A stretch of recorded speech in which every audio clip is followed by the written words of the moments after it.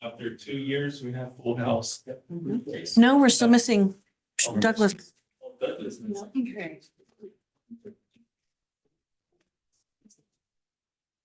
You want to call it? Sure. We'll call the meeting to order, 5:33. And we have a roll call. Please, that'd be great. Chair Moore, Here. Vice Chair Dolan, Here. Terry Moss, Yeah, present.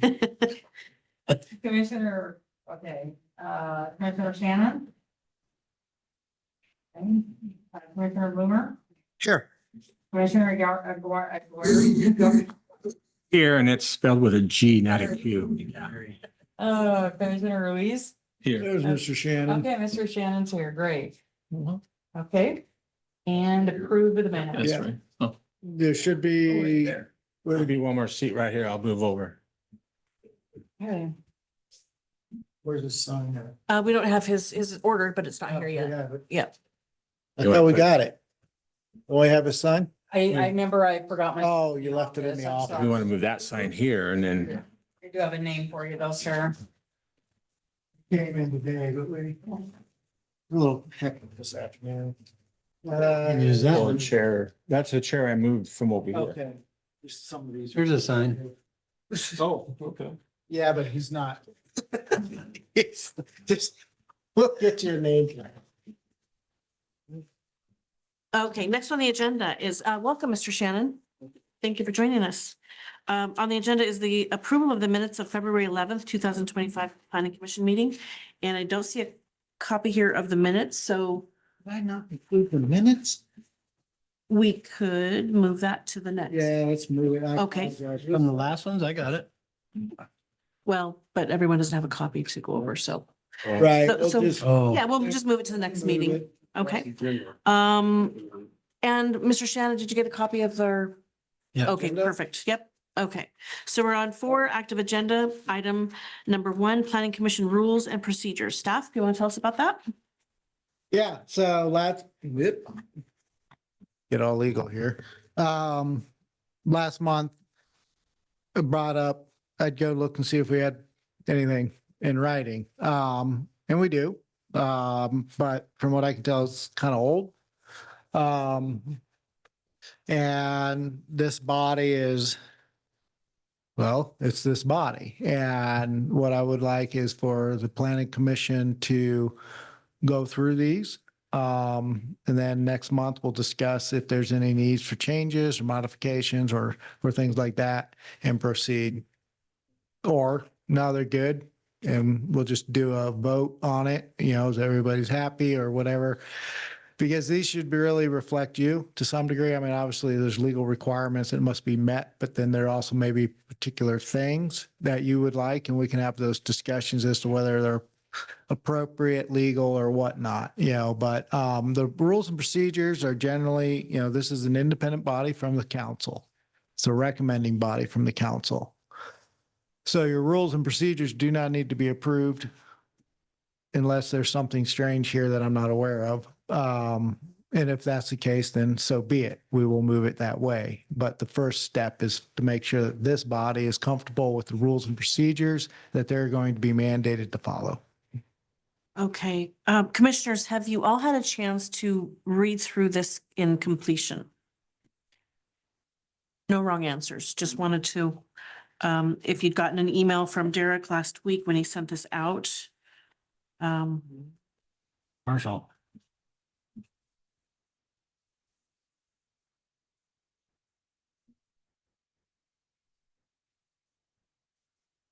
I read through it. It's pretty standard. Nothing jumped out at me. Close to Robert's rules. So what we can do is, if you wanted to look through it and study it more, we could approve it at the next meeting, or if you want to look through it now, ask questions, and we can approve it tonight. I would concur with Chair Moore's comments. These are pretty standard. I don't see anything in here that's weird or disturbing or of concern. They're pretty standard for these types of bodies. But again, if there's something that this, would like to add in or a particular, that's what this is here for. If everybody's happy with it, we just move on. And the only question I have, you mentioned that this document is old. It doesn't say how old it is. Has there been any changes to the RCW number since this is written? I doubt it. They don't tend to mess around at the state level much with planning commissions. Yeah, I didn't think so. Just a standard question I had. have an SMC right here. Yeah, it's SMC 2.44. Is that one that was changed? No, none of them were changed. It's just, they typically don't change them unless they add things to them or take things out, but Yeah, I just had a question. Has there been any revisions or changes to the RCW number? So pretty much the document we have in front of us is valid. Oh, yeah, I mean, when I say old, I didn't mean to say like 40 years old or anything. I meant like 5 or 6 years old. I'm just asking a question. Yeah, but no, that's a good Okay. question. And I hadn't really thought about it. It's unlikely though. They don't change the numbers. Yeah, I know. Yeah. Well, But they may change how they reflect or whether or not we would be wanting to reference them. I don't believe they have. I have not heard anything. Primarily the RCWs referenced in here refer to I don't know what IAW is, why that's in there, but Number 5, what's that? number 5 is a Sunnyside Municipal Code. And our last administration changed a lot of those to procedures. Right, but this refers specifically to planning commission. So SMC 2.44 is where that they better not have moved it. Just because it doesn't make any sense to move it. It was fine where it's sitting. if we were to find something in here or think of something later, is Yeah. it Yes. need to amend something? We can do. Yeah, it's just a vote of this body. And then basically what'll happen is I'll take that, I'll go back and then we'll sign it for final approval the following month. Now what am I doing? Oh, that's right. so do we need to make a motion to approve this? Only if you guys want to approve it. You just need to kind of figure out how you want to proceed as a body. I don't make the decisions. No individual on this body makes a decision for the body. So, if you guys are comfortable with it, I would have a discussion and confirm that that's the case. And then we can just move forward and we don't really need to do anything. If we're looking to change it, that's going to be a different process. Commissioners, do you have any questions or comments regarding the information you have? No. No question. Yeah, my question was answered, so. I think we could probably wait for the next meeting to compare it to other cities. Rules and procedures, or just, this is the county standards. No, this is a city standard. Oh, the city. This is this body's standards. Oh, okay. Yeah, it's not, again, and what I'm looking for is I'm trying to confirm that it is still 2.44. Is it possible for us to get like the procedures from other cities and potentially compare? Again, that's up to this. One thing I want you guys to really understand. I am a liaison and I can answer questions, but this body is independent. So I will call out if you're going somewhere that you shouldn't go. I will say, no, you can't do that. It's against the law or things like that. But how you want to process and proceed your own activities is entirely up to you guys. I'm here to advise, but I do not direct. I think, Commissioner Ruiz, in order to get that from a city, we'd have to either do a records request Forest City and ask them for theirs or go down and possibly would have them to offer to us? Actually, they would all be public. They would all be They, public. just like our SMC 2.44, or I'm sorry, generally, these are supposed to be public documents. In fact, I'll just let you know, I didn't find this going through the system. I had to use Google, and the AI is amazing because it finds all sorts of amazing stuff out there, and it found that for me. And then I was able to confirm, yeah, those are it. But because there are other Sunnysides out there. So, And that was why I said to do a records request, because I've never been able to find them through our city website. yeah, if you go into, or at least in Bing, I don't use Google here. I use Bing because that's what's on the computer. And you type in like, and she taught me that actually. If you type in something, if that document exists out there in the open, the AI will find it, whereas the Google searches may not. It's kind of weird. It'll pop up in the first little thing.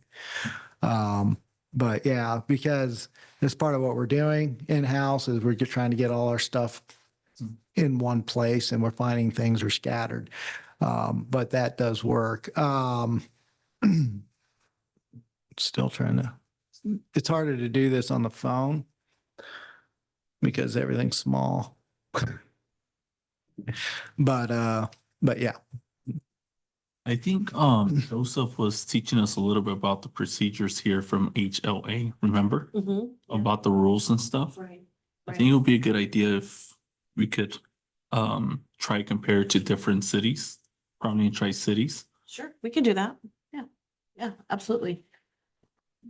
You want me to bring, say, some stuff, or do you guys want to do your own research? If you could bring it's better for us. I can, okay, yeah, I can do that. It's not a problem. But what I am finding is, yeah, whoever asked the question about the changes,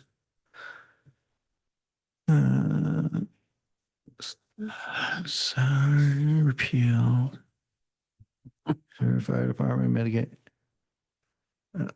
Okay, where is?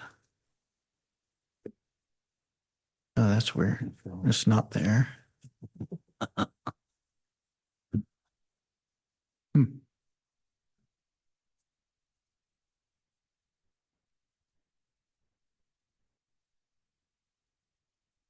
Where are the committees listed in our code? This is really weird. Just in case we run into something. Mhm. There it is right there, Robert's Rules of Order.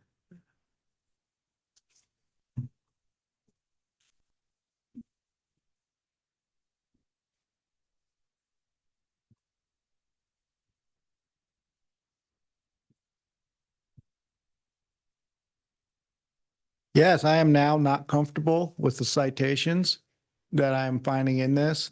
So I need to go back and double check because I'm not finding any. So Title 2.44 SMC. Well, there is no Title 2.44. It goes 2.4, 2.42, 2.46, 2.48, 2.5. Ooh. But it exists. See, and this is, so I've got to find exactly what's going on here and make sure. I'm pretty comfortable with the RCWs. I am not comfortable with the SMC references. No, I'll have to double check that and bring that back next month. Perfect. If nothing else, I got to find out what this SMC 2.44 is referencing because I don't see it in our code anywhere. So Okay, I guess that's that. and we do not need to vote on that, so we can move down to item B, which is discussion, planning commission filling out the climate resiliency panel. And staff, what do we have on that? Okay, so what I included in your packet was basically the section from the Department of Commerce instructions on this resiliency grant. Um, okay, why do I not have that? Did I not include? Mm-mm. No, it's not in our, Okay, I don't know what's going on. Everything is. So the long and short is this. As part of the resiliency yeah, just need to calm down. We have the climate resiliency element that we have to add to the comprehensive plan. As part of that, a public policy group was supposed to be formed in order to assist in advising the city as to, issues or concerns or just be part of the process. And I believe up to date, we have 3 sitting and 1 applicant. That I don't know when they're going to get approved. Maybe there's 4 sitting. Point is, we don't have enough. So Joseph and I were discussing it. Some of you may already be on that body, and there's no conflict there. There's no issues associated with that. So kind of compounding that, we started thinking we need to get this seated because we need to actually get things done.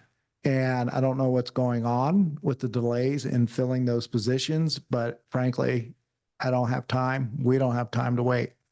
So one solution is that this body, plus any other applicant who's already been appointed, would make up that body. And then what we would start doing is holding joint meetings. So when this body met, that body would also meet, and every meeting, there will be discussion and processing of those aspects going forward.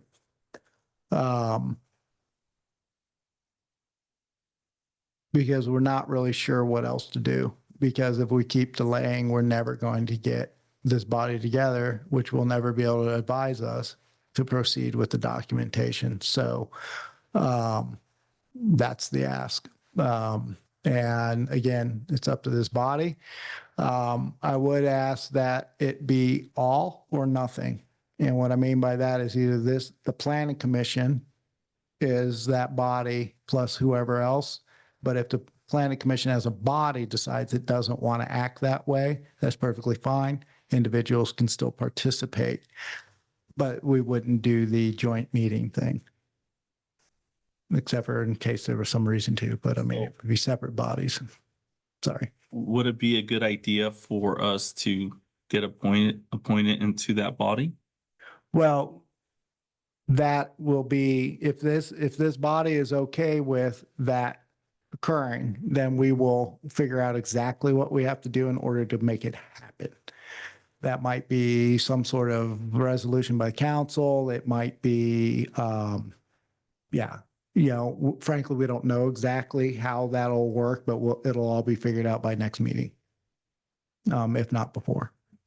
So it might be that if this body like tonight decided, yeah, we're good with that, go forth, then we would find out what it takes. And maybe by next council meeting, it would be taken care of. I just don't know the exact process and steps that we'll need to take in order to make that happen. What I am hoping is that we can kind of avoid some of since you guys have all been approved by council with regard to land use actions and decisions, then it's a natural thing that you act as that body as well. You're all citizen representatives of the community. So you meet that bill. I'm assuming you're all different demographics and, and things like that. Definitely have different ethnicities. So and that's a big thing, is environmental justice is a big part of this whole thing that we have to do. I'm happy to answer questions with regard to responsibilities, but the reality is staff will do most of the work. And then this is the body that, this and the other that would advise, yeah, that's crazy. No, we think that's great. No, you need to do more. Yes, sir. Mr. Dolan.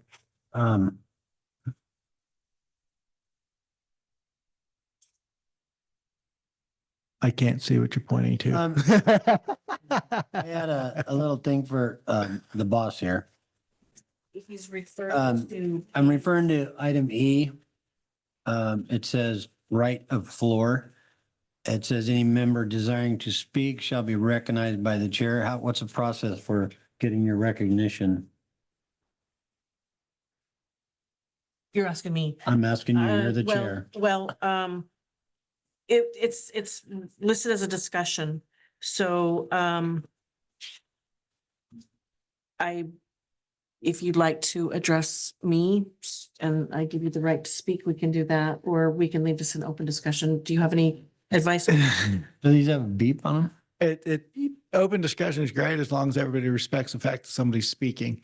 And that everybody has that opportunity. That's why I did this. Yeah, technically what should happen is when this body desires to speak, they should or say chair or something, and the chair will recognize, because we do follow Robert's rules. So last jurisdiction I came from used it as an advising.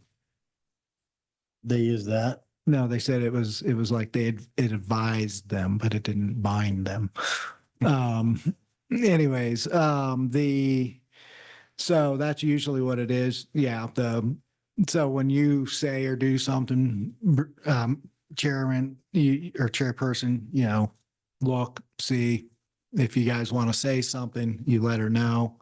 And then she'll recognize you is the formal way it's supposed to go. But very, very few places adhere to that 100%. It's because frankly, it's a little unnatural flow of conversation that way, but it doesn't change the fact that it maintains order when you're doing it that way. We need one of these. Well, anyway, my subject of being recognized by the chair was to ask for climate, it's called a climate Resiliency. resiliency panel. Advisory panel. Yes, I was hoping that we could get that in writing. What are the duties and what do you do if you're on the climate resilience? And yes, I will get that to you. It was supposed to be part of your packet. Still don't know why that wasn't, because the minutes were up, but anyways. The long and short is you act as a sounding board, and an idea generator. And again, especially with regard to the environmental justice stuff, we may not be aware of how something impacts a community or something that is not of my community, say, or something like that. There may be cultural issues, or there may be other dynamics that we are not aware of. And part of what this is all about is to make sure that, I don't think we have that per se, like that's an issue, but it's things that you have to look at, and then you kind of go, yeah, we got that. It's covered. Or, and also it's just part of the public participation process to ensure that we're not just sitting in a room somewhere making all this stuff up, because again, this is supposed to be representative of the community, not staff. Now, staff will do what staff has to do. But and then there's also just the flat out requirement under the code, that new law, so for the comp plan, you have, the public participation plan, but you don't have an assigned body. You guys act kind of that way in the council and stuff like that. This one, they actually mandate that we have a separate body that just works with us on that. But the duties are to show up, review, and provide feedback and ideas and concepts. That's about what it comes down to. If this body becomes it, then the meetings for that would be for, same time that these are, but you may have to meet more. You may have to show up, because especially when we get towards the end or something like that, or because we've got this narrow timeline. So the role of that advisory policy, and due to crunch time stuff, you may have to meet twice a month or something like that. Of course, we would keep it minimal, neither Joseph as I enjoy meeting just for the sake of meeting. We want to get, if we don't, everybody's time is valuable. So that's the gist of it, but I will kick that out tomorrow when I get back to the office. I will send that all to you. I'll also send you the link to the comprehensive plans, the Commerce's guidance on that. I didn't print it off because it's a 150-page document. But I'll get you that stuff too in that email. So I'll send you the specific 2-page document, maybe it's 3, that speaks to that policy advisory group. And then it will also have a link to the entire document so that you can look at the entirety if you want to go even deeper. Are there members on the board already on the panel? There are, like I said, there's at least 3 that I know of, maybe 4. And then I know that there's 1 application that was supposed to have been submitted. But see, the council, as you guys experience, goes through a interesting process when it comes to appointing bodies to these commissions. That goes to a committee for review, and then it comes back. So, and then it's a matter of when those committees can meet and things like that. And I'm not involved in that process except for at the tail end. For example, when, I was there for the interviews for the positions, which frankly, I've never been. That's a new one for me. Generally speaking, they're just appointed and stuff. So what I do appreciate though is in bigger cities and stuff like that, it is more of a robust process because they've actually got waiting lists, to in Seattle and stuff like that. And they actually, we need a lawyer. If you're not a lawyer, you can't play. They have that big of a pool to play with. Jurisdictions this size rarely do. And so, and frankly, so it's more of a citizen's body than a professional planning. And when I say professional, I mean that, you'll usually have a developer, a financier, a lawyer, when you get to actually line them up. And then you'll have usually at least 1 or 2 people that are just lay people. And they're your kind of reasonable man or reasonable person metric. But again, that's usually in big cities, Spokane, stuff like that. So I know, like I said, there's some that have been appointed, but there aren't enough to represent what we need to actually do, hence the ask. What I will tell you, commissioners, what I know a little bit about this, Commissioner Bloomer and myself were at I was at 1 meeting, he was at 2 meetings, and this was last year. I want to say it was August. The room was full of, I think we had 10 or 12 people. We had quite a group. The word climate is a little misleading, at least it was to me a little. So it's more involved than the weather. Also, there's some funds that need to be spent in order to get that grant, I believe, without getting too into the weeds, by June. Right. Yeah. And we are spending money, thankfully, but it's not, that now, and there's a little rumor has it, that Commerce is a little flexible on that because frankly, we lost 6 months of the timeline with them just not telling us anything.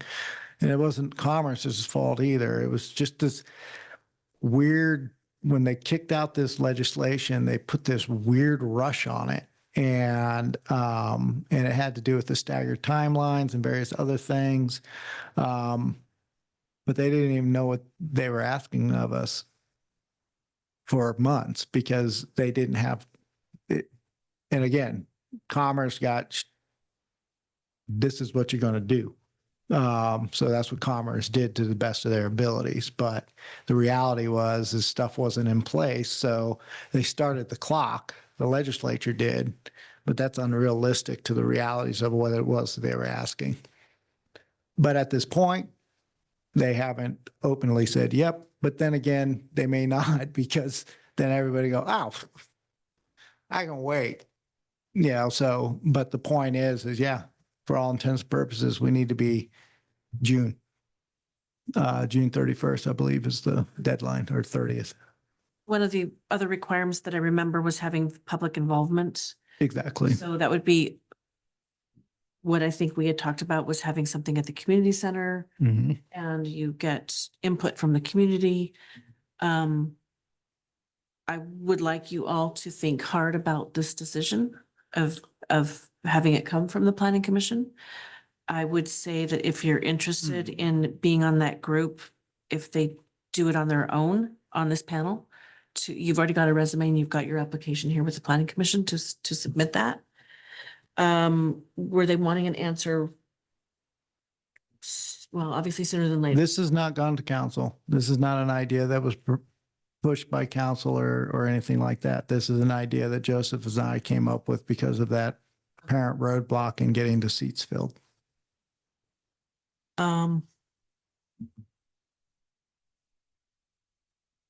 Commissioner Brewer, do you have any thoughts on that? Yes. Mr. Dolan's got his hand up over there.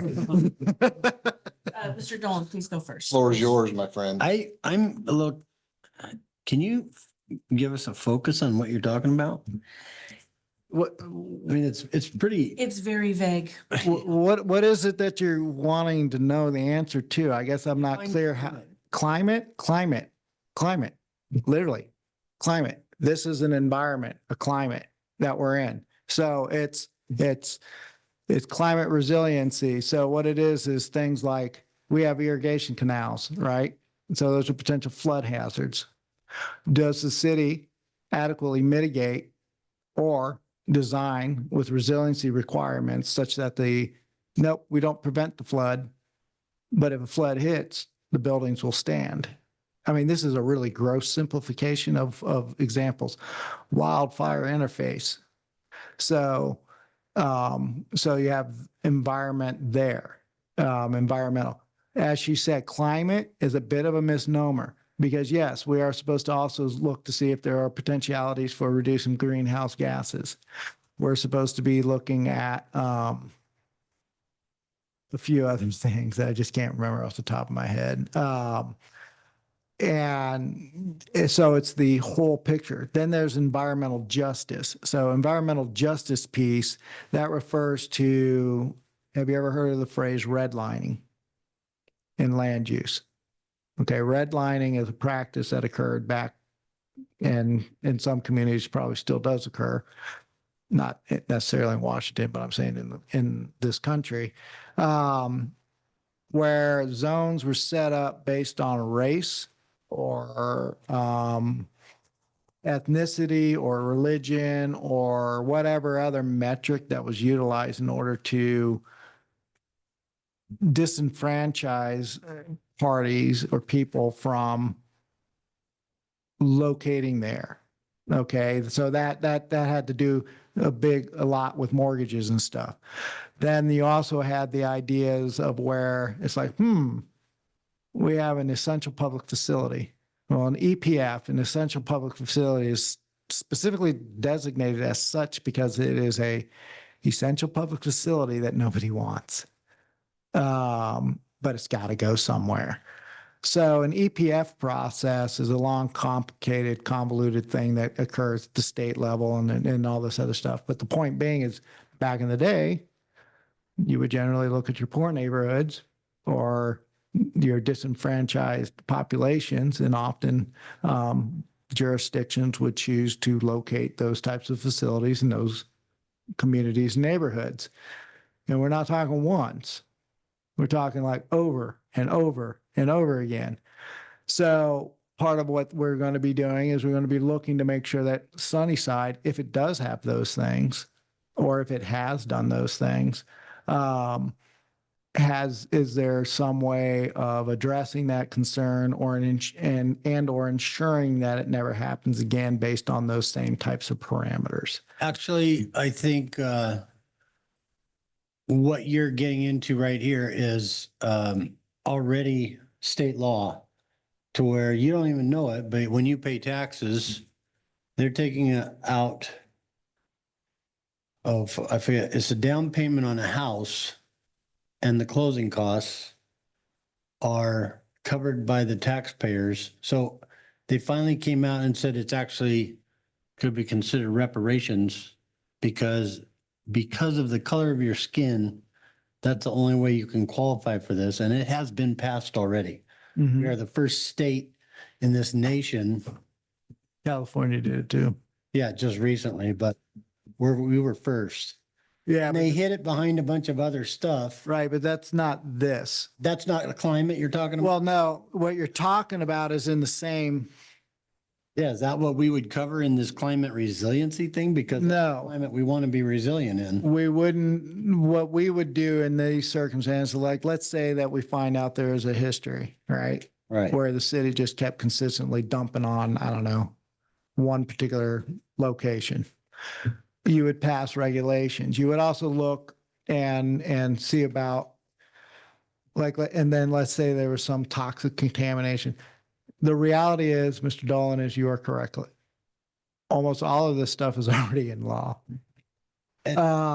So what it is, and the main thing we're doing is we're establishing our baseline. So everything, and then every year after that, what we would be looking for is some sort of improvement. So it's going to be things like making sure that our building code addresses structural resiliency concerns. Do we have proper fire stuff? Selling marijuana in Sunnyside fall under this climate resiliency. Well, it really depends on what side of the fence you're on that. Why? Because if you're for it, then it's cruel that you're keeping me from having it. If you're against it, then you're super righteous and that's the way to go. See what I mean? So marijuana or those specific types of things, in fact, regarding cannabis or marijuana, Create a climate. they have which I didn't know about until last week. There's a thing in there where if you can like show that your family member or you have been arrested or charged or not charged, basically you were harmed because you got picked up for medical or with marijuana or something like this. If you can show that you were somehow harmed, you can go for this equal equity license and you can apply to the state. That said, I don't think very many of them have been given out, but they have. They're out there. If the community, so there's that type of stuff.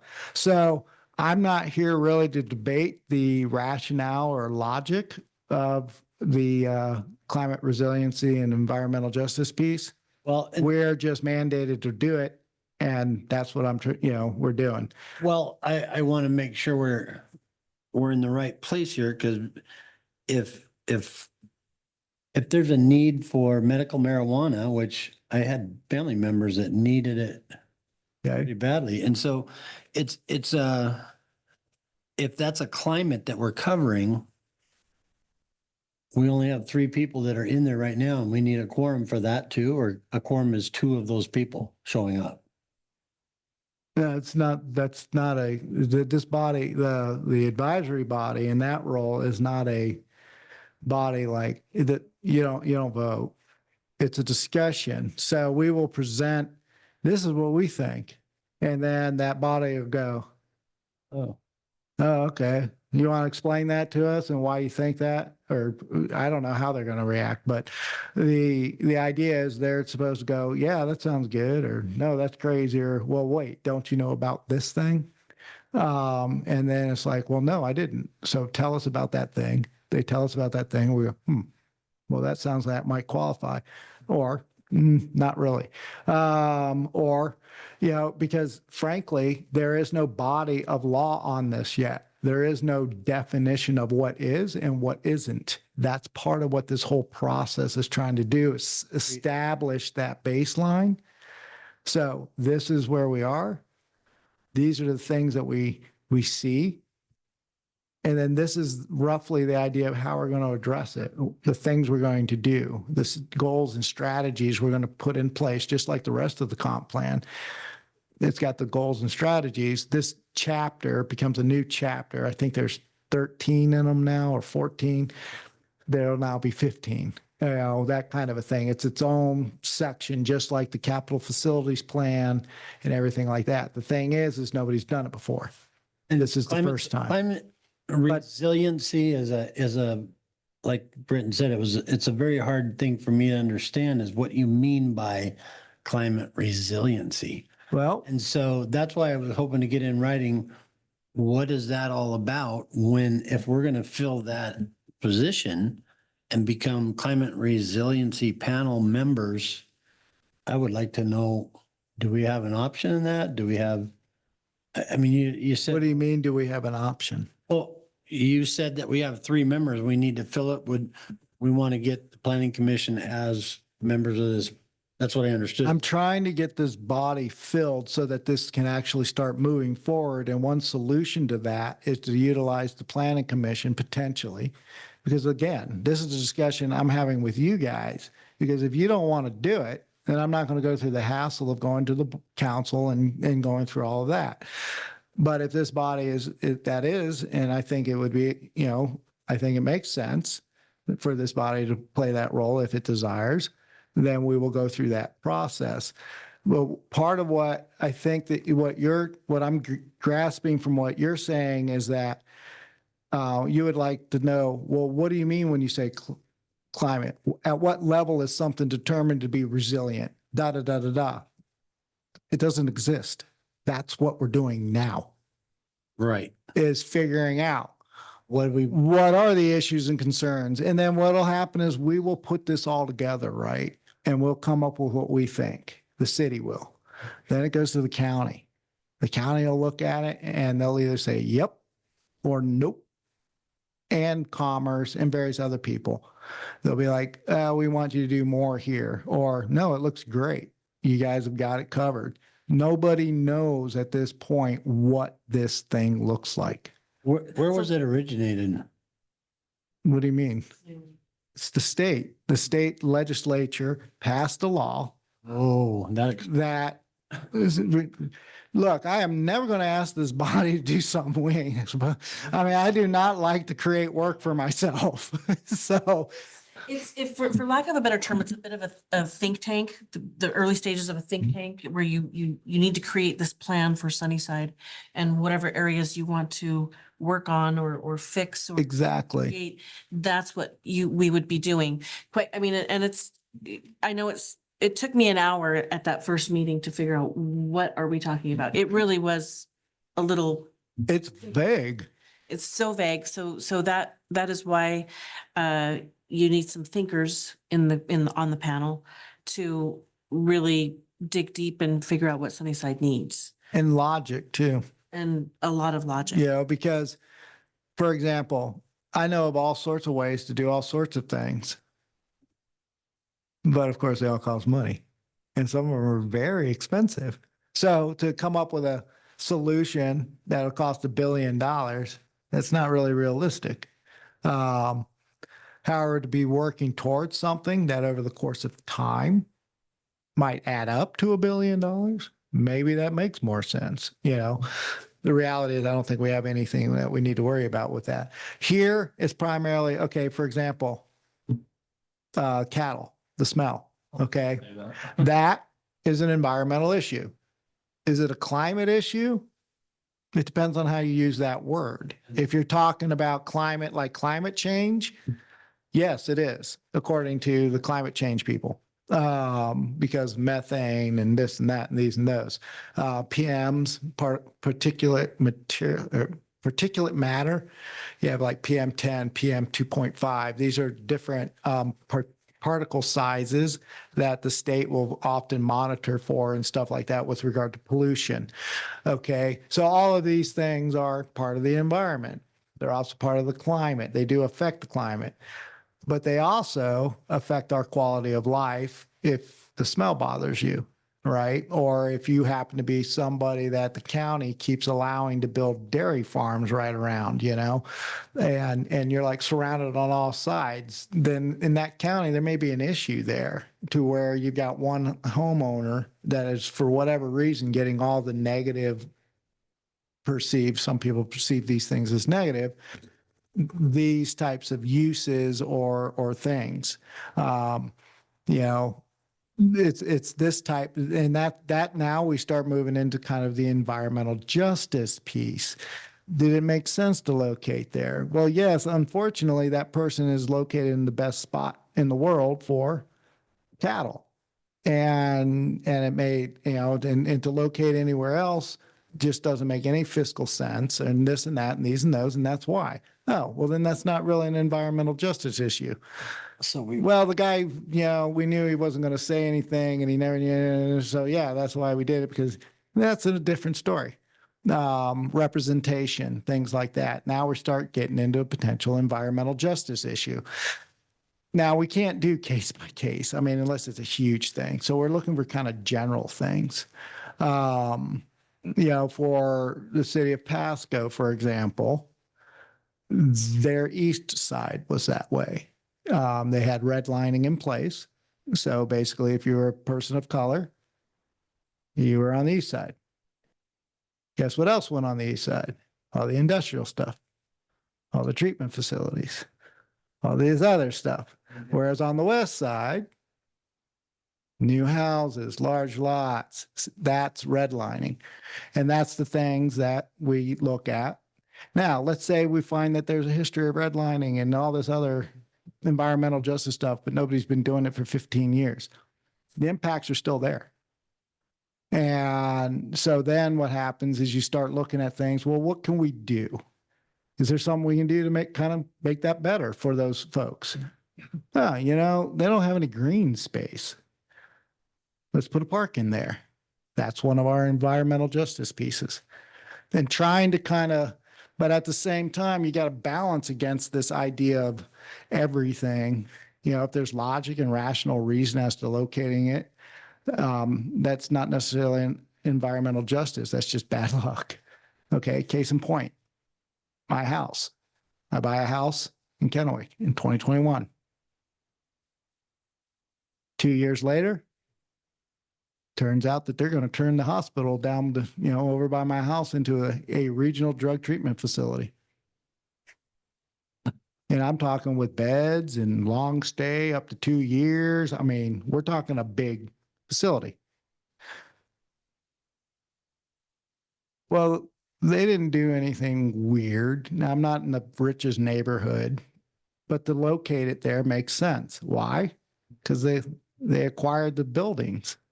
And they had the buildings. Now, when they got them, they were going to use them for something else initially, I guess, or whatever. But they realized that there was this need in the entire Tri-City. So it's Benton and Franklin County. And I just happened to buy a house that is where that is. Well, that's not an environmental justice thing, because they didn't build it there because it's a poor neighbor or it's a disenfranchised neighborhood or anything like that. They built it there, or they're going to build it there, because they already have the existing structures. It's a gigantic hospital complex, and they just have to go in and remodel. Well, anywhere else would cost substantially more. This is so it's kind of an EPF, but it's kind of not. But let's say that there was a lot of pushback or resistance to the idea of siting a regional facility. Then they could apply for it to be an EPF, and then the state would dictate where it went. But usually those only apply to state projects or big projects that are needed on a like garbage dumps, airports, things like that. So that's kind of it. And I do wish, trust me, we all wish we could give you a clearer answer. It's just that it's that amorphous, and you see how the pieces intertwine with one another, and things like that. so the planning commission would be tasked with providing, like before, 10 recommendations to a project. No. Then What what's the difference? I will explain it. This is what'll happen. You'll have your planning commission. But when we are in as the policy advisory board, that planning commission meeting ends and the advisory starts, or vice versa. Starts with the advisory meeting, but they're separate events. They have to be, because this is also a recommending body. It's just an idea. That's kind of where we're at. And it's up to this body to decide whether they want to play. like Britton said, the, other option is get your applications in. And, if you want to participate, the group may not want to be burdened with this, and that's perfectly fine too. It's just an idea that we came up because we are under a crunch and we're looking to do it, to get this group to actually meeting so that we can actually start moving forward on this product. But that also is not your obligation, if that makes any sense. I don't want you to be feeling guilted or pressured into it. It's something that it was an idea that we had. I think it makes sense. But there's also potential issues with it. It's time. And then working out the mechanics as to how it would work. Now, that part, that would be on us, not you guys as a body, but, so it's exactly what Brittany, let's think about it. I think because if we do this as a group, we then at that point take off our planning commission hats and we are part of a resiliency plan. We are not commissioners if we are a part of this. Well, not during that meeting, because there's nothing that prevents a party from being both. And really there are no per se rules associated with the policy advisory group. It's more a matter of they have suggestions and, like, for example, a city of only like 6,000 people, they may only have a advisory panel of 5.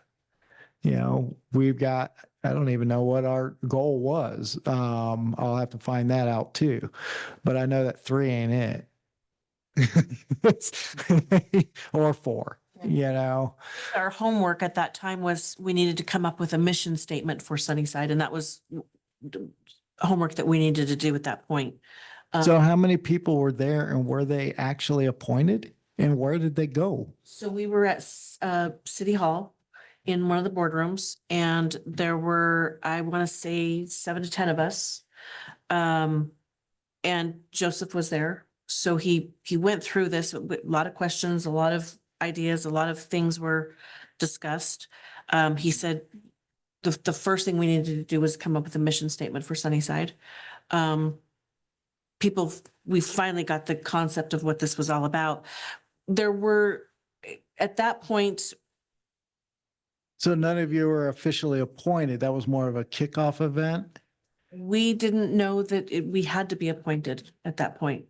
Okay. It later came to fruition that we needed to have an application and a resume in order to move forward. And many of the people had been on this for more time than myself just kind of vanished. Right. So the good news about all this is that Joseph is there. Joseph is great. He's an expert at what he does. He's there to be the conductor of Mhm. the whole thing. And if you have a question, he's got an answer. You had something to say. Yeah, I think it'd be a great idea if we were gonna at least look at this, is to invite Joseph to the meeting, have him speak on this topic. Because he had some excellent handouts that really explained what this panel was all about. And I think it'd be a great idea for everybody else sitting here tonight to at least get that information so they can make a decision one way or another on how they want to proceed with this. It's a good thought. Question.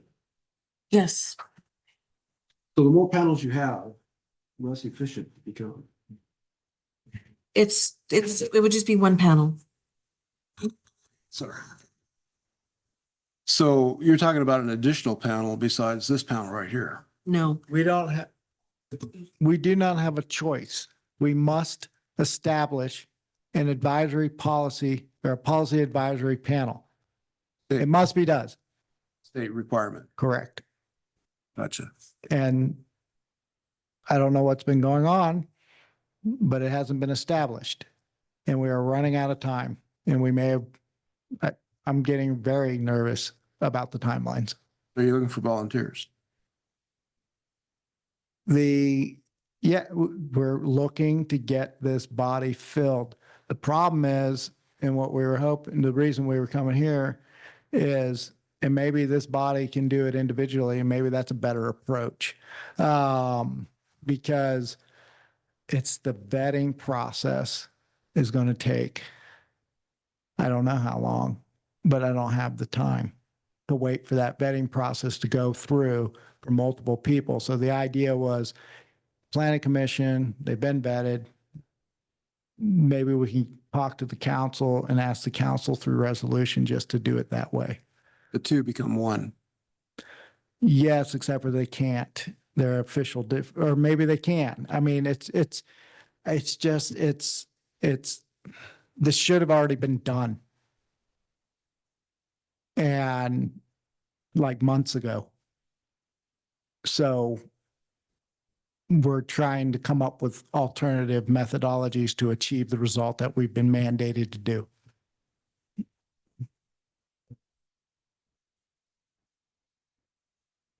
And I got one other quick question, unless somebody else wants to speak. This is a state mandate, correct? The policy advisory group is, yes. Right. And when's the time frame again that we need to have this up and running? Well, it was last year, but we have a certain amount of money that has to be spent this year, I believe. Okay. Derek, So we have funds that are tied to this that we have to.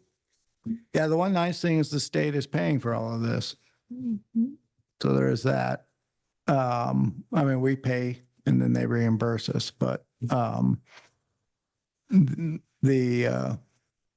that doesn't help get the bodies in the seats.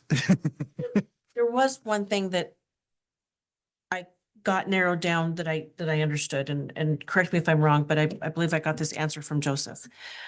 We have to come up with all of the things that Sunnyside might need or something that we want, maybe a wish list of sorts, that fits into this climate resiliency panel. And all of these things are then, we try to get grants for them. So That's probably how it'll play out. Like for example, at the county, now the county got it significant. I don't know what Yakima got, but when I was with Franklin, we had $850,000. And what we were doing is 221 on the first and then banking the 650 for implementation in the future. We don't have those types of dollars here. Yeah, we're talking,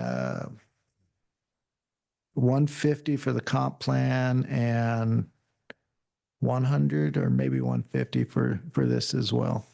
So it's significant, but we're also talking significantly smaller pop area. I had to do 1,200 square miles. So, or I guess whoever's doing it now is doing it. But that was mostly being done by our consultants as well. So I think Sunnyside needs to do a lot of things with the dairies.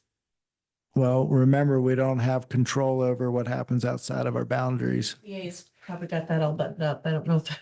Oh, they're not in the city limits? No, No, the dairies aren't in the city limit. no. They're all out in the county. It's a good question to ask, you know?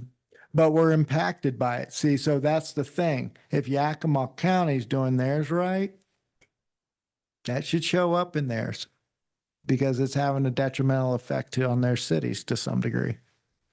You know, and that's kind of how all this stuff starts interlocking. And it helps keep the county from, I don't know, putting in a feedlot right next to the property that we spent money on to buy so that we could get rid of a feedlot. Really not funny. Sometimes, Funny, but it's not. sometimes you gotta laugh or you cry. So, you know, it's just those things need to be, that's how all this starts playing. Can we ask the county for pictorial information Regarding what? Pictures of what?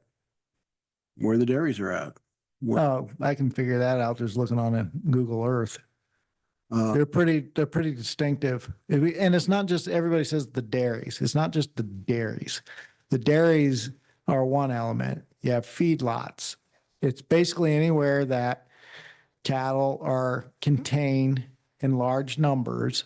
Now, if you take cattle and you let them range, you don't generally smell them. Depends on how compact and various other things like that. But when you get them all compact into this one area, it's all concentrated. Everything becomes concentrated. You know, the solution is dilution, they often say in public works. It's, you know, and a feedlot and a dairy is the exact opposite of that. They consolidate the animals into a small area generally, and therefore there's a concentration coming from that point source. Here's a dumb question. So are feedlots and dairies considered the same zoning? They're out in the county. They're ag zones That would usually. be county zoning, correct? Correct, which is why we can't control them.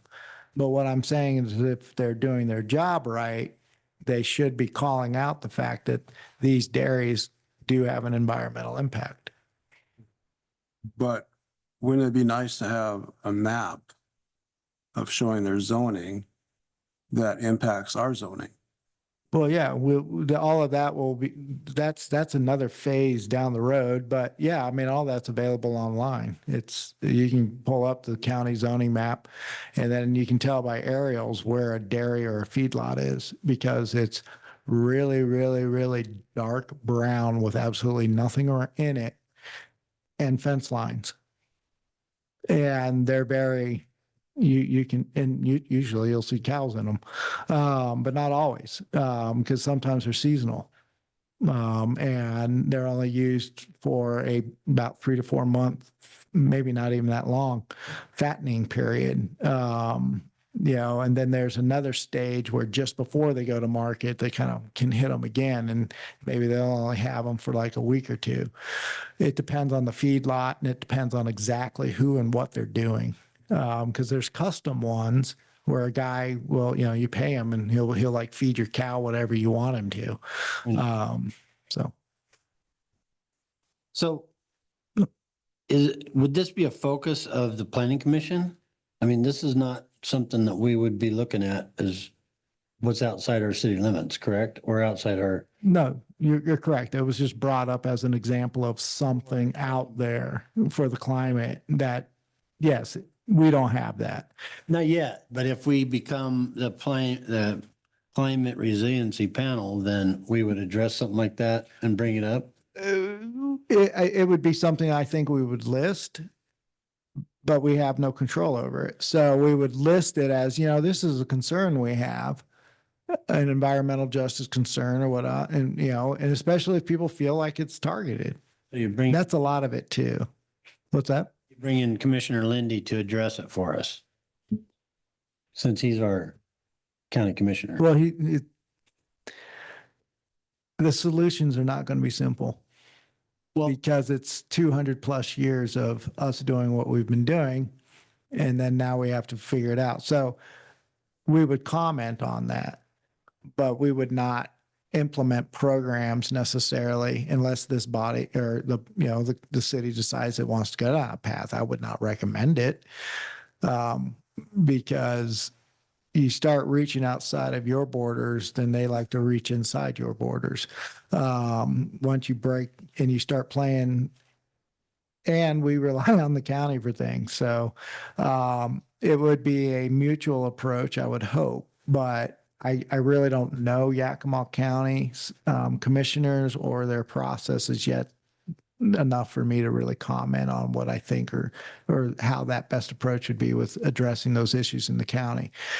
The EPA's on it, ecology's all over them.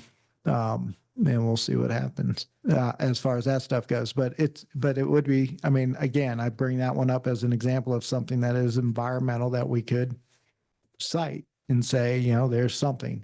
Again, I'm just trying to give examples, not specific solutions, resolutions, or even specific issues that are here.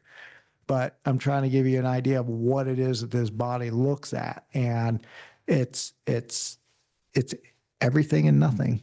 It's unfortunately just not defined. And this body, part of what it does is help define that foundation and that body or that floor for the city to start working on and setting metrics to show that they're doing something as mandated by law. I just have another question. Mm. So I'm pro-growth. And I believe that we need to know what the county's doing so we know where to annex. You annex based on where you have available services. If you don't have available services, there's no point in annexing the property. And that's what dictates your annexation. That's what we developed a comprehensive plan for. Well, the comprehensive plan has the UGA, which we can annex out of.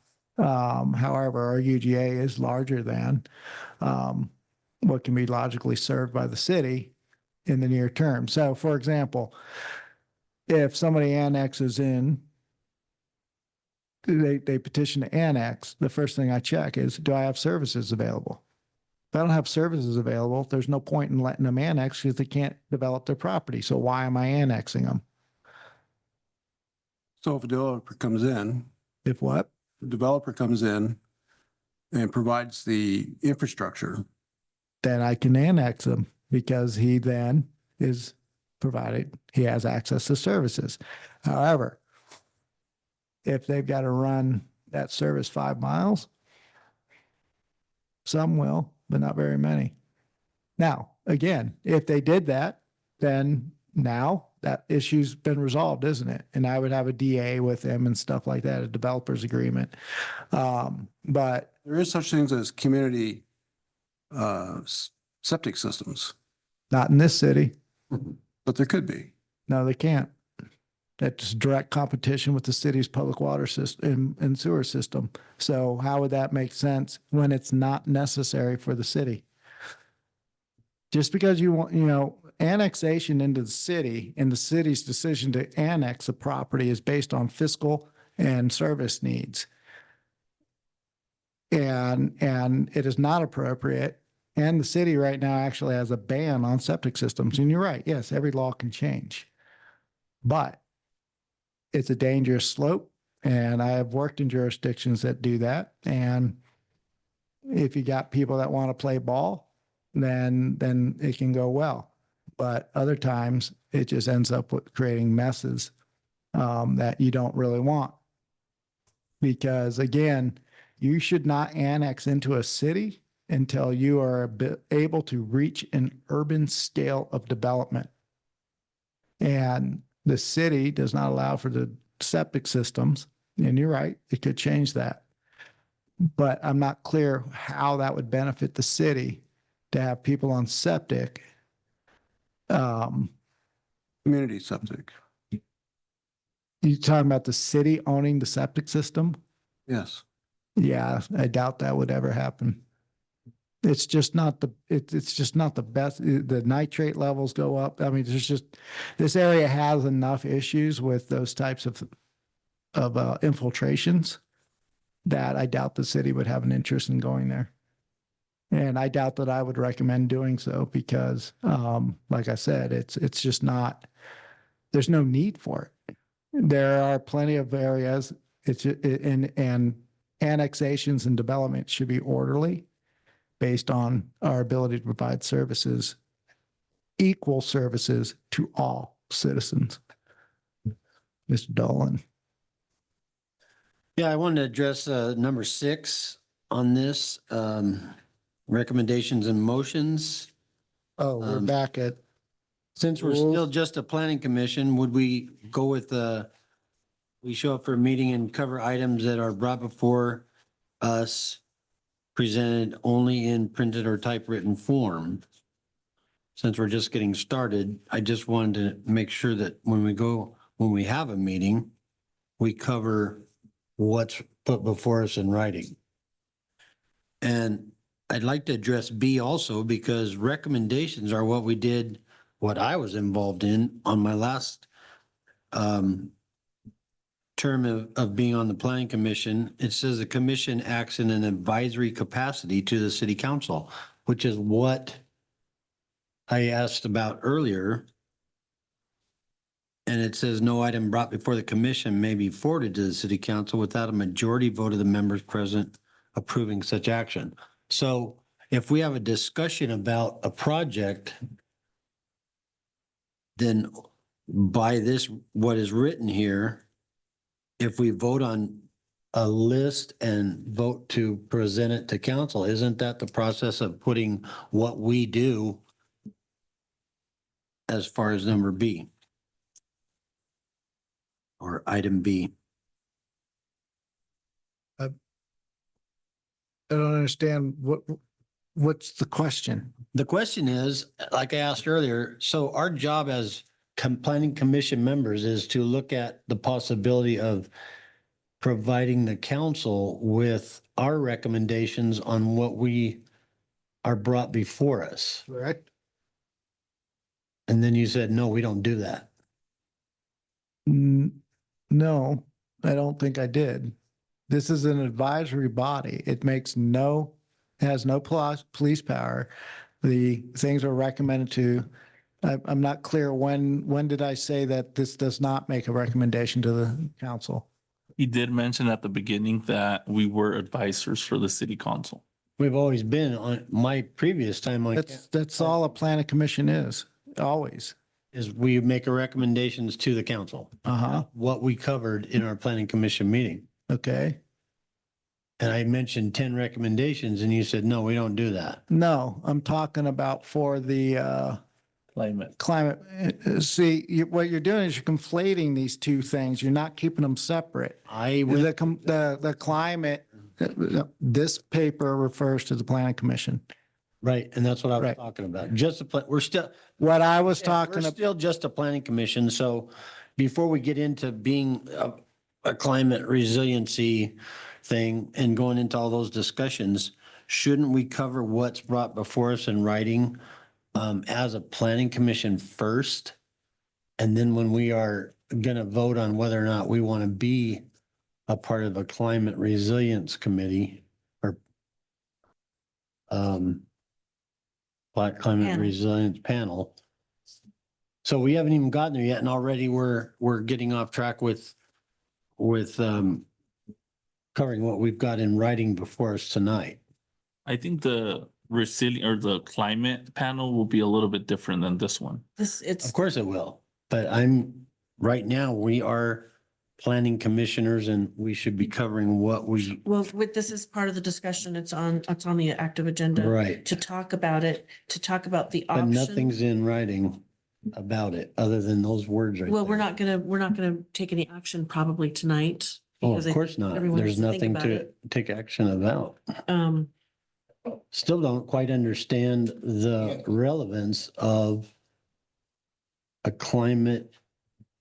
I mean, if you can get one more person on that panel, is that what you're looking for? Or you want more than one more? The That would be problem, four. the problem wasn't that there wasn't enough people. They hadn't been vetted. And whoever's in charge of that isn't vetting them very quickly because it's been 6 months that nothing's happened with that panel. And so How much is in the grant that has to be spent by that certain time? Because that would dictate to us to make a decision on whether we're going to be that panel or not. I think what Derek wanted to suggest is if we want to be part of the climate Of resilience. course. So I think we should consider that, on a personal level to see if we want to be part of that panel. If it's for the best city interest for us to be part of that panel because it's time limited now. Now it is. Now it is. We need to look at it, but we have nothing in writing about what it's all about. I still suggest, I think we invite Joseph to the next meeting. He can bring all the information, all the documents, everything he had to the meeting I went to. So then we can make a decision whether we want to be part of this or not. It was very informative for me. I did learn a lot from the Me meetings I too. went to, but I think for him to come and explain it to everybody, I think would be worth his weight in gold. I think I think it's a great idea. I think if we do that, we would need to do that much sooner than the next meeting and have a special meeting set up. Because time is really burning fast for this situation. no fault of ours or Derek's. And I think you need to be fully informed before you make this commitment. It's, I don't know what his schedule is. I think it'd be great. You're right to reach out to him and see, when he's available and then call for a special meeting. But meanwhile, is there documents you could send all of us so we could read? Yeah. Yeah, I think he could do that. That way we get it started on ourselves reading what is it about before we could do the special meeting. all right, so it's the panel. Everyone would like to read a little bit more about it before we make a decision. Okay. I think it's only fair, I want everybody to understand what this panel is all Yeah. about. And I think it'd be great to have Joseph here to add, because he Yeah. can answer any questions for us. Because he's very familiar with this matter.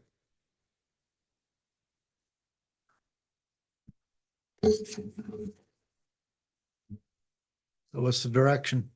So I think what we'll do is if we can get some information this week, via email, Mhm. regarding the climate resiliency panel. And the situation would be, we would need to discuss it and talk to Joseph. So Do you need a motion? I don't think we do need a motion. Do we?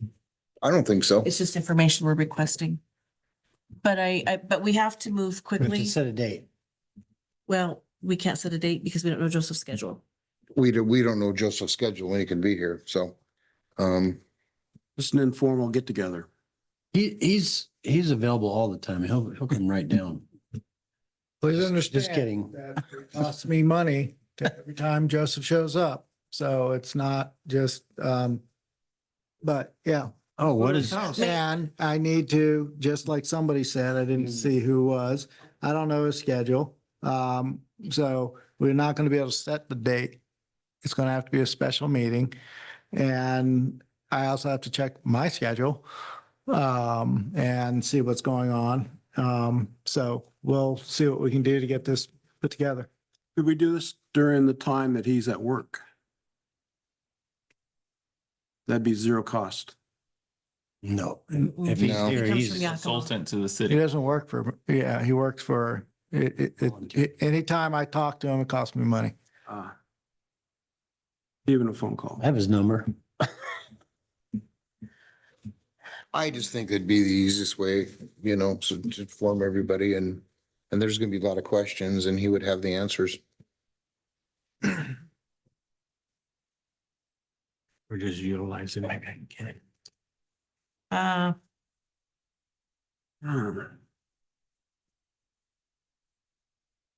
Why don't I see about the information I can provide to you and see where it sits? Because please remember, I've been doing this a while too, and I didn't, your packet was supposed to have the information in it. I don't know what happened, but, so we will, get something put together and we'll get it figured out.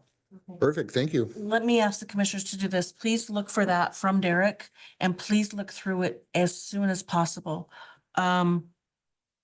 I would ask that if you're not interested whatsoever, to let him know right away. Yeah. Or if you are interested, to let him know right away. At least this way he can gauge where the group's at before we call in Joseph. It's a lot to think about. It's even what you read might be a little vague as well, but if you just narrow it down to just Sunnyside, don't forget about, some of that stuff with $150,000, we can't do a whole lot. So think about what we could do, what our needs are as Sunnyside. So Before you say yes or no, try and visualize what this might be like. It will be several meetings. It will take more time than just our planning commission meetings. could we get an idea of the parameters of the grant and what we can spend them on for that? No. Not It's sure what the- relevance that has to the role. You have to write, I'm not going to be very eloquent about this. You have to come up with your plan. That plan has to have all these words in it. Words meaning, well, do we want a grant for a new bike path? That's not a bad example, but that word bike path needs to be in your plan in order to apply for that grant. So I don't know if that's how Joseph, Actually, the bike path is an excellent example. okay, So you want to try to reduce your emissions. We implement a bike path. It encourages bikes. What's our goal? Well, this year, we'd like 10 people to use the bike path. And we know that if we see 10 people using the bike path, then well, that's 10 cars not moving, right? So that means the greenhouse gases are reduced and the environmental impact's been reduced. And then each year we want that to increase by 20. And then you throw out some things and you count. Yep, we hit 20 this year. Now we're at 30. Oh, like this year, we only got 35. But the next year we got 25. So I mean, that's an example of seeing a thing, having a solution, and then how it's measured. And you do that for different things. So the canals are possible flood hazards. What have been done to ensure that they're not? Well, those are all things that go on the resiliency list. We've already done those. Where are the pinch points, or what are issues associated with that? Are there houses that are located in a situation where under 100-year or 1,000-year situation, they could be inundated? Okay, let's say yes. Well, what do we do? Well, we come up with different policies, like maybe we were working with the irrigation district and they commit to doing something with regarding to flows, or they put in a system that causes the water to do something different and routes away, or the city does and puts in some sort of barrier or something that will cause it so that rather than if that floods, it doesn't hit the house. It gets diverted somewhere else. Now we've shown here's an issue, an environmental issue, potential environmental justice issue, depending on the dynamics with that lower neighborhood, and then the resiliency or the mitigation to try to prevent that from happening. Now, some things you're going to eventually, in theory, reach 100%. Then you just are in maintenance mode. Other things you're never going to reach because you have outside factors, things that are influencing you from the outside that you don't control. So the best that you're going to be able to do is create resiliency and or improvements, but it's unlikely you'll ever reach zero, depending on what that thing is. Fire, the wildfire or urban wildfire interface. This is a line, it's generally suburbia, where you have lots and residential mixing. And it transitions into a deep and what happens is in theory, not in theory, it does happen. The fire starts out in the boonies, right? And then it moves in and then it hits this wildlife urban interface where it moves from wildlife into actual like occupied or residential areas or businesses or anything. Well, that right there, the resiliency for that may be increased fire protection services, increased fire mitigations on structures requiring hardy board, and I think it's hardy board, the cement siding, as opposed to, prohibiting vinyl, prohibiting cedar shake, these types of things to help reduce the fire risk. If a fire does happen, then it minimizes the damage. We're seeing more and more of these in these devastating fires. You'll see the guys like, oh, look, he's got the freak house that didn't burn down. And then you go and you look at what they did, and it's just like, well, yeah, his house, yep, didn't burn down. It also cost 40% more than anybody else's. But that's, but that's all the balancing act that we always play. So, then we would look at, okay, do we have appropriate fire mitigations do we need to add? Like if you're in this zone on this side, you got to have, the cement back side, these types, whatever we come up Like with to sprinklers. sprinklers or, whatever you come up, or you may come up with, that sucks. There ain't really much we can do about it right now. But we're going to look at it and see what we can do. So again, this part of the reason why I can't give you an answer is I can give you examples all day, but nobody can define what is climate. Nobody can define what is environment, and nobody can define what is resiliency. They're all matters of spectrum and use of the language. But I can help clarify based on that. But yeah, unfortunately, even the literature doesn't define it. Would per se. They have this hooky kind of loop. The climate is the climate. It's the environment. It's that type of a definition. Would either one of these bodies have traffic patterns or signage in the purview of recommendations? I mean, would we make a recommendation to the city that we need signage in an area to prevent constriction of the available road use?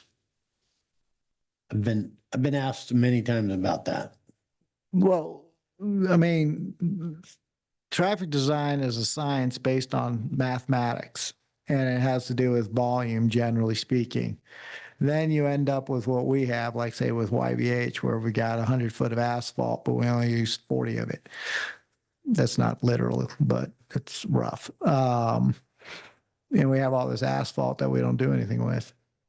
Things like that would come to this body as a planning commission, because it would be ideas or plans generated for basically a bike ped plan. Would be something like that would come through this body. It may come through the other body in that it's shown in some way, shape, or form to be either an issue or a potential solution to an issue. But generally speaking, this body will not determine whether or not a TIA or a traffic analysis is adequate or correct, because we do not have the subject matter expert. That is engineers. Only engineers, traffic engineers specifically, can say this is real or this is not. And then what's really fun is when you get two traffic engineers that are fighting over whether this is real or this So is would not. this be a recommendation to council then, if we said, well, we have certain roads that we'd like you to take a look at, and Who's we? It's- we as a body, Okay, so the planning commission one day sits down and goes, hey, you know what? We need to look at bikes and peds. Pedestrians, bikes and pedestrian traffic. And then we have a discussion and we come up with a plan, and then we present that plan to the planning or the council. Is that kind of what you're saying? Or are you saying, out on, I think that we need to do X, Y, Z. Tom Dolan thinks that, and he would like to propose a thing to the council to address. I guess that's part of it. I'm trying to, that's why I asked who's we. Do you mean we like yourself personally, or we like this body, or we like the advisory climate policy group?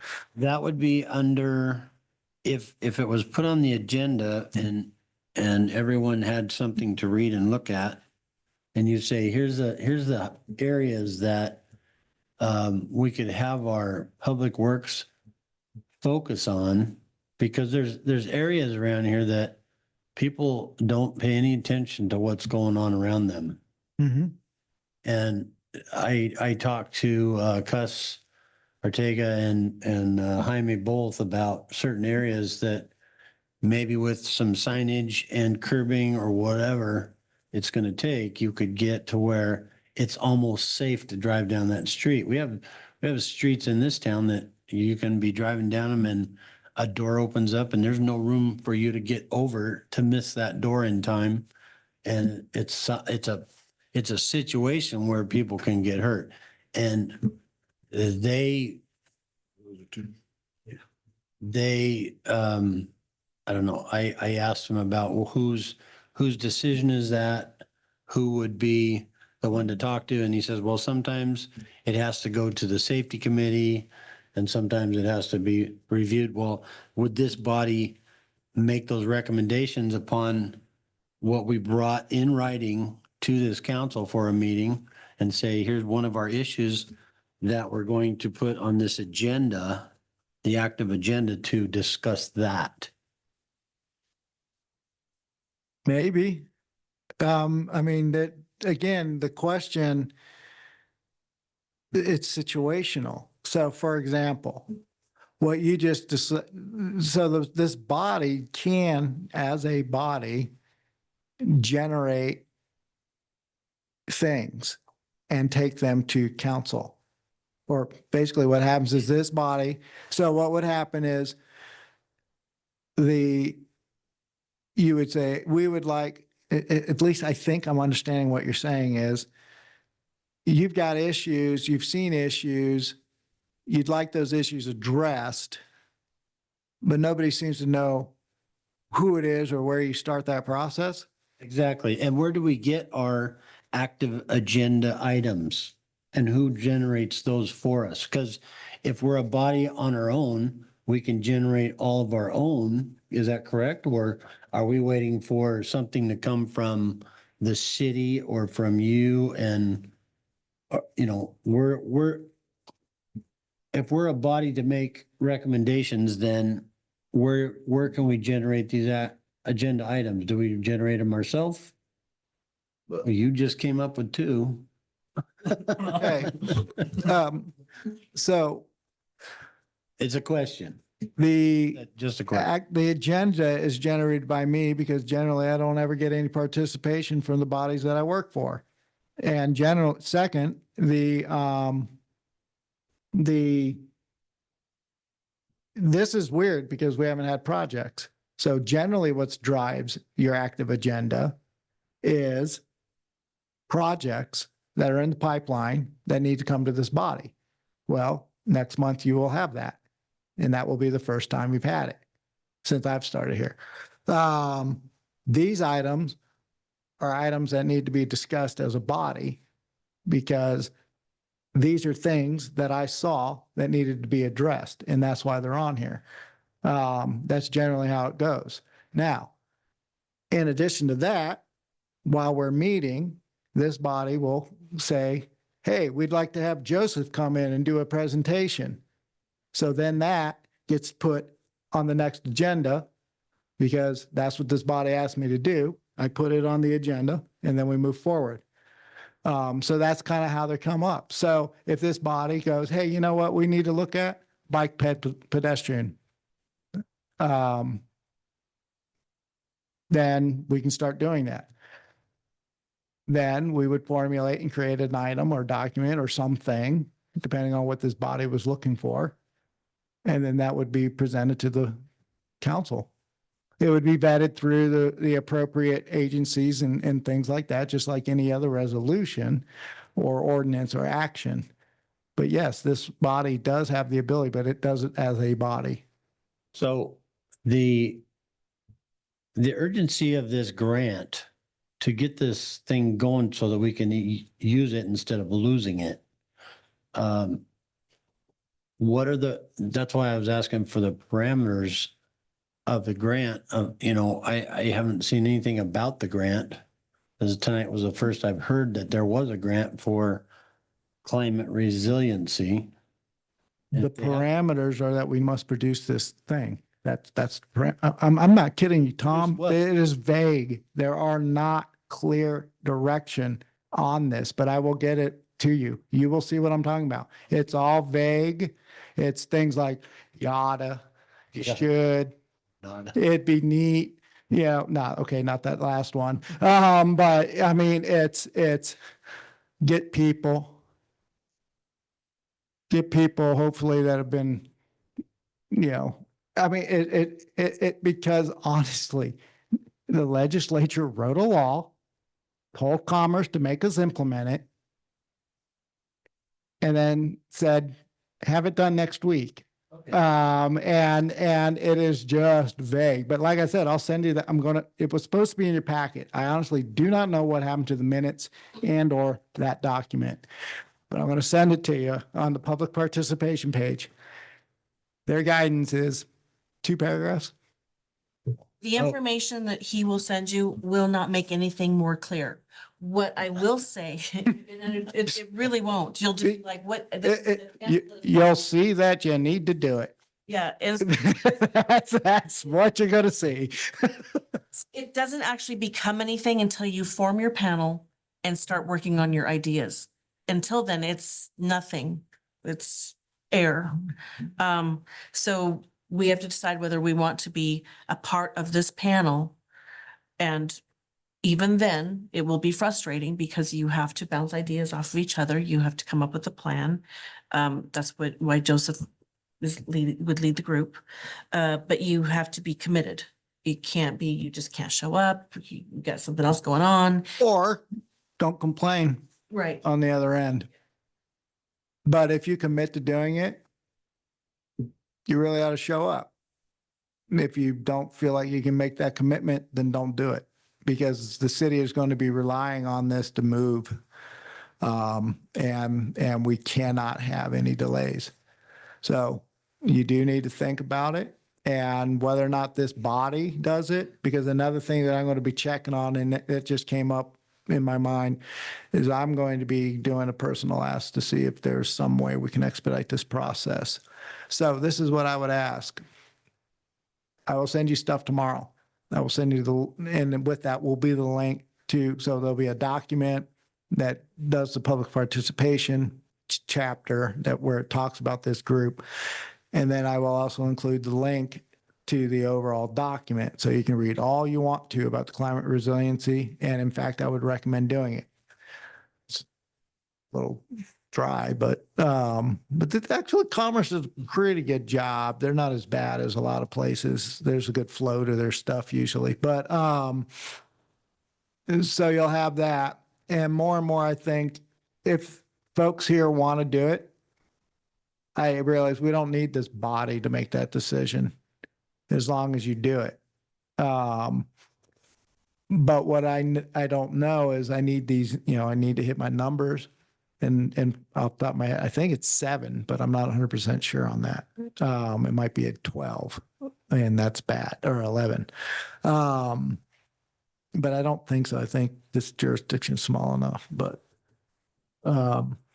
so long and short, think about it.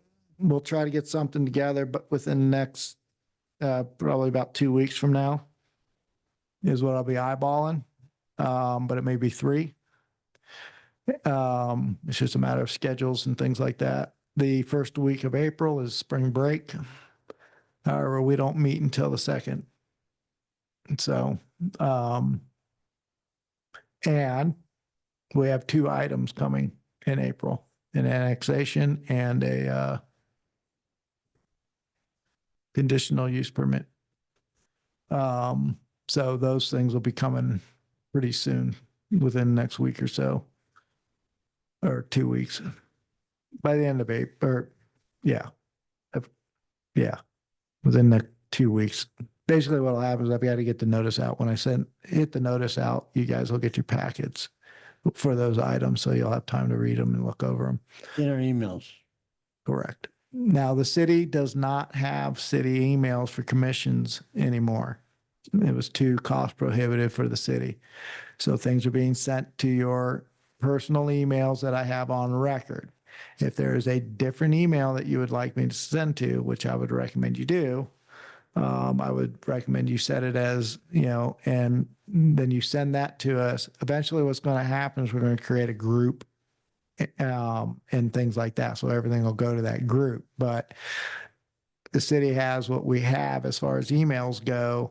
But if you want us to use a different one, send it to us and we will use that instead. And it will be for all city business.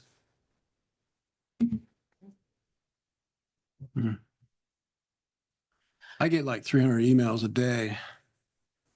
And so finding your email is like well, send me a different email address and we'll send it just to that. And that's all it's used for that way. Except for I can't help you with spam. Spam seems to get everywhere, but Mass deletions and up until last week, I did not realize I was getting emails from you. yeah. So, that's IS's or IT's recommendation is, that you do that. And that way it keeps it away from your, Person. that way, and you'll just have to check it.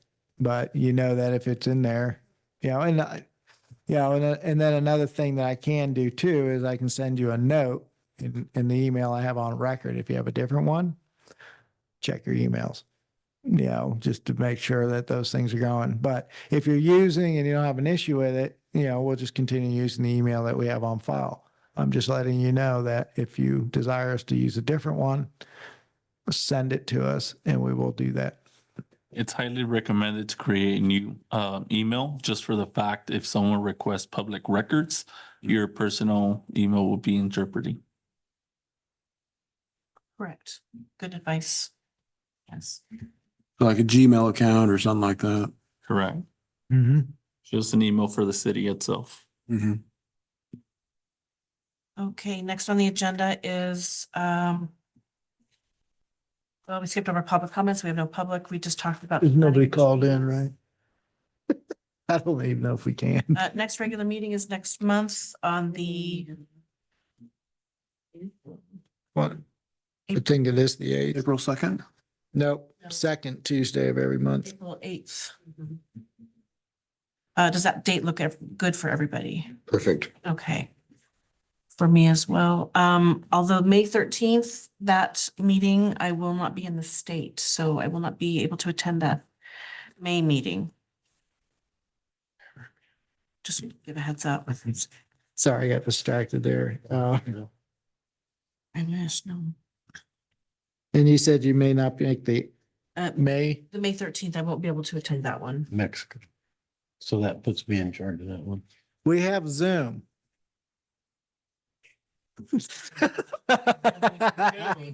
So the mayor was trying to get to the council meetings when he was in Mexico. We'll be on the plane on that day. They have internet on the planes. No.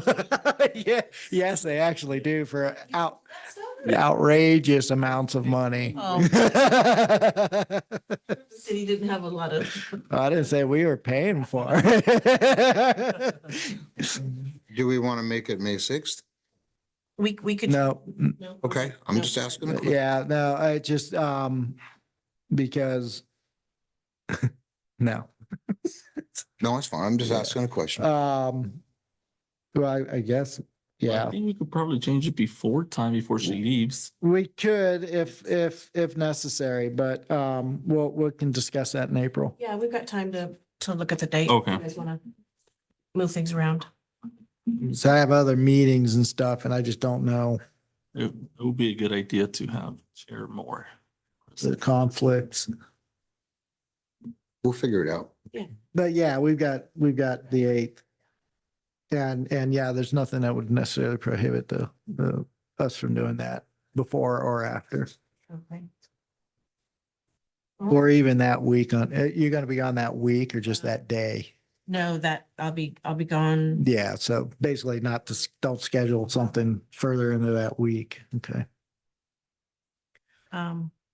So just to recap, everyone look for your email in the next few days from Derek.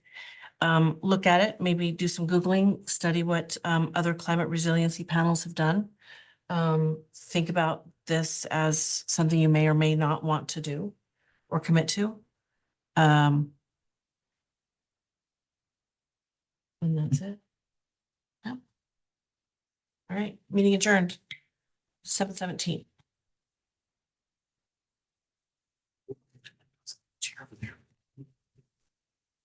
They hit it too. Yeah, bless you. My mic's still on. That day. So we'll mute it. I'm Mike. Glad to meet you. I don't want that. Gary. Over there. Mike, Gary. Gary. I might have to leave. See you later. Hi, Esteban. I know, I know. Well, So what part of the town do you live in? I live on the, Bye, bye, Ignacio. right on the south, on Harrison Avenue or by Sixth Street there.